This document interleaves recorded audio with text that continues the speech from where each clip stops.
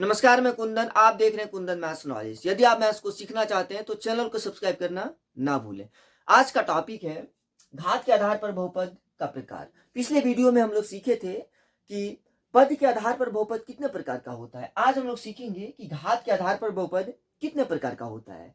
तो सबसे पहले हम लोग जानेंगे कि घात क्या होता है।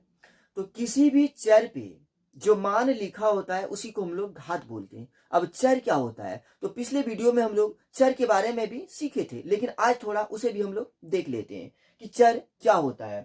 तो इंग्लिश अल्फाबेट में ए से लेकर जेड तक किसी भी लेटर को जब हम लोग गणित में यूज करते हैं, गणित में प्रयोग करते हैं, तो उसे हम लोग चर बोलते हैं। जैसे मान लीजिए कि एक्स है, जब एक्स का यूज हम लोग गणित में करते हैं तो इसको हम लोग बोलते हैं चर।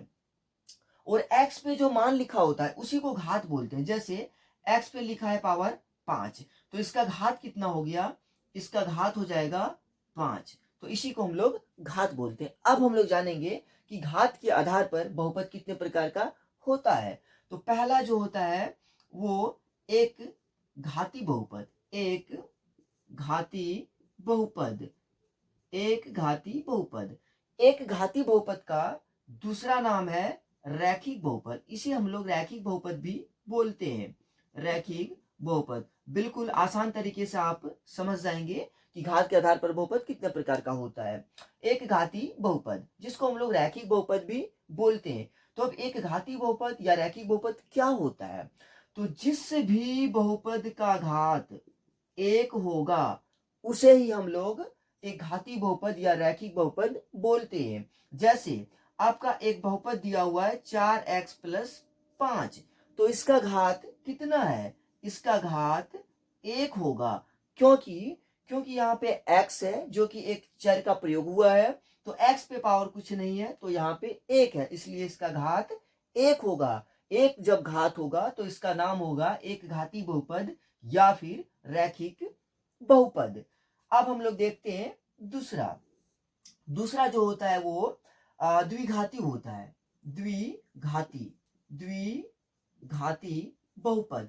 तो द्विघाती बहुपद क्या होता है, तो वैसा बहुपद जिसका घात 2 हो उसे हम लोग द्विघाती बहुपद कहते हैं।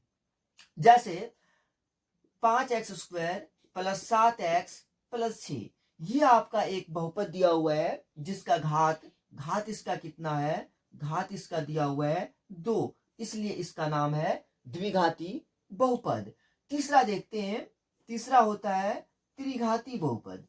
त्रिघाती बहुपद, त्रिघाती बहुपद। अब त्रिघाती बहुपद क्या होगा, तो वैसा बहुपद जिसका घात 3 होगा, इसका घात 3 होगा, उसे हम लोग त्रिघाती बहुपद कहेंगे। जैसे 5x पे power q plus 7x² plus 8x plus 3, ये एक बहुपद दिया हुआ है और इसका घात 3 है। इसका घात कितना है, 3 है, इसलिए इसका नाम है त्रिघाती बहुपद।